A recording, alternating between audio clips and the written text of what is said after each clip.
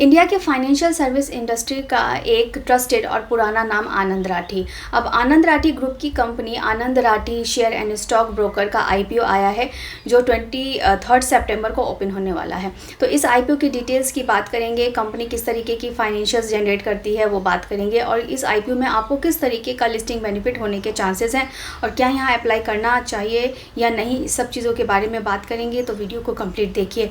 और same day में 3 और आईपीओज भी ओपन हो रहे हैं, तो देखेंगे कि उसकी कंपैरिजन में कि यहाँ आपको बेटर लिस्टिंग देखने को मिल रहा है, क्योंकि आनंद राठी ब्रांड नेम तो काफ़ी ज़्यादा अच्छा है। तो सबसे पहले हम कंपनी के बिजनेस मॉडल की बात करते हैं। कंपनी 1991 में इनकॉर्पोरेट हुई थी और ये एक फुल सर्विस ब्रोकिंग कंपनी है, चाहे वो शेयर्स की बाइंग सेलिंग हो, डेरिवेटिव्स हो, कमोडिटीज़ हो, करेंसी हो, मार्जिन ट्रेडिंग हो या इन्वेस्टमेंट प्रोडक्ट्स हो जैसे म्यूचुअल फंड, बॉन्ड्स वगैरह, तो इन सभी चीज़ों में डील करती है। आनंद राठी ग्रुप का पार्ट होने की वजह से फाइनेंशियल सेक्टर में ये एक स्ट्रॉन्ग लेगेसी मेंटेन करती है। आज की डेट में इनके ऑल ओवर इंडिया में 90 ब्रांचेज, 1125 इनके साथ है एजेंट्स जुड़े हुए हैं एंड 290 सिटीज़ में इनकी प्रेजेंस है। और डिजिटल प्लेटफॉर्म होने की वजह से कस्टमर को और ज़्यादा इसमें कन्वीनियंस मिलता है और इनकी ग्रोथ जो है और ज़्यादा स्ट्रांग होती है। अब एक इंटरेस्टिंग बात यह है कि कंपनी के 84% क्लाइंट्स जो है वो 30+ एज ग्रुप वाले हैं। मीन्स जो मैच्योर इन्वेस्टर्स हैं वो आनंद राठी को ज़्यादा प्रेफर करते हैं, उनका ट्रस्ट यहाँ पे ज़्यादा है। तो ये इनके लिए एक अच्छी बात भी है, लेकिन निगेटिव पॉइंट ये भी है, जो यंग इन्वेस्टर्स हैं जो ग्रो, जीरोधा और अप स्टॉक्स को ज़्यादा प्रेफर करते हैं, उनका अटेंशन आनंद राठी पे कम है। तो ये चीज़ इनके लिए प्रॉस और कॉन्स दोनों बन जाती है। तो जो पुराने इन्वेस्टर्स हैं, जो मैच्योर इन्वेस्टर्स हैं, वो इनको ज़्यादा प्रेफर करते हैं, लेकिन इनको ज़रूरत है यंग इन्वेस्टर्स में भी अपनी अवेयरनेस डालने की कि वो भी इसको प्रेफर कर सकें। तो ये कंपनी का पूरा बिजनेस मॉडल है। अब हम इसके फाइनेंशियल्स को पहले देखेंगे और फिर लास्ट में किस तरीके का लिस्टिंग बेनिफिट हो सकता है उसकी बात करेंगे। कंपनी के फाइनेंशियल्स की बात करेंगे तो लास्ट 3 ईयर में इनके असेट में ग्रोथ है। रेवेन्यू की बात करेंगे तो रेवेन्यू में भी लास्ट 3 ईयर्स में काफ़ी अच्छी ग्रोथ देखने को मिली है और लास्ट 1 ईयर में 24% का यहाँ पे ग्रोथ है।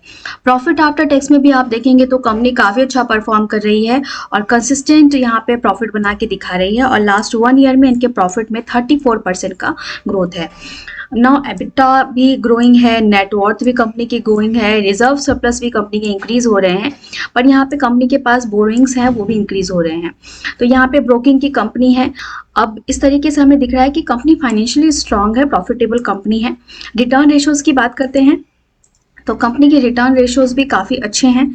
तो यहाँ पे रिटर्न रेशो की बात करें तो ROE ROCE 15% से अबव है, अच्छी बात है। डेट इक्विटी रेशो इनका 1.80 का है। तो बताया मैंने, ऐसी कंपनीज ब्रोकिंग की कंपनीज हैं, इनके पास डेप्ट है।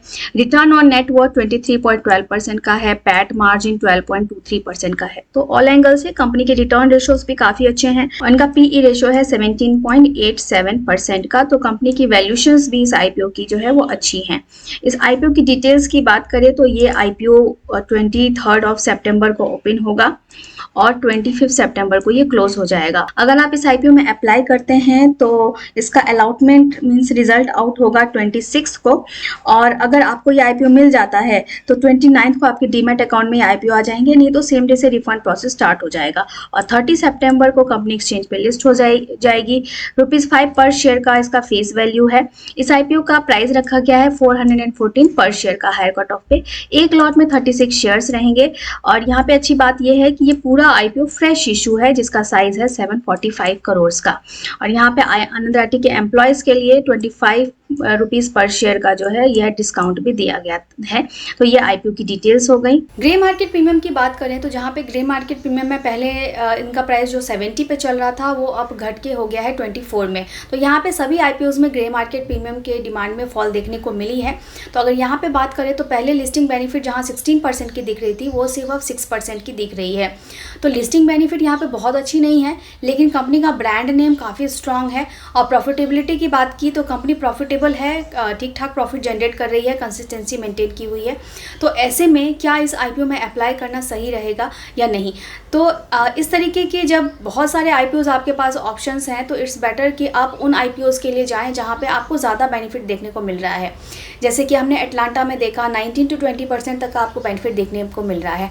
तो अगर आप IPO में सिर्फ एक लिस्टिंग बेनिफिट के लिए अप्लाई करने की सोचते हैं तो बेटर है कि आप ज़्यादा लिस्टिंग बेनिफिट वाले आईपीओज़ में अप्लाई करें। अब यहाँ पे आपको छोटा मोटा लिस्टिंग बेनिफिट मिल रहा है, तो लॉन्ग टर्म के लिए अगर आप चाह रहे हैं कि इस कंपनी को खरीद के रख लें हम, तो उसके लिए तो ठीक है। लेकिन अगर आप लिस्टिंग बेनिफिट के हिसाब से इस आईपीओ में अप्लाई करने की सोच रहे हैं, तो इट्स बेटर कि आप दूसरे आईपीओज़ के लिए भी थोड़ा रिव्यू को देखें और वहाँ पर आप डिसाइड करें। और अगर फिर भी आप आनंद राठी आपको कंपनी अच्छी लगती है, तो आप जल्दी ना मत मचाएँ, थर्ड डे का वेट करें।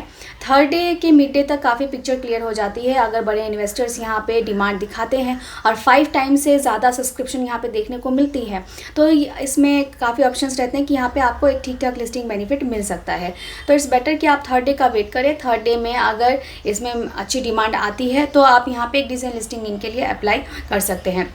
वैसे यहाँ पे 6 to 7% तक का फिलहाल की डेट में जो है लिस्टिंग बेनिफिट आपको देखने को मिल रहा है। नाउ यू कैन डिसाइड कि आपको अप्लाई करना है या नहीं। और बाकी इसके साथ अदर 3 आईपीओज़ भी और ओपन होने वाले हैं, तो उसके भी रिव्यू वीडियोज़ आप देख लीजिए कि आपको कहाँ पे ज़्यादा बेनिफिट देखने को मिल रहा है। तो ऐसे ही रिव्यू वीडियोज़ के लिए चैनल को सब्सक्राइब कर लीजिए, और अगर वीडियो इन्फॉर्मेटिव लगा हो तो इसे लाइक ज़रूर करिए। Thank you.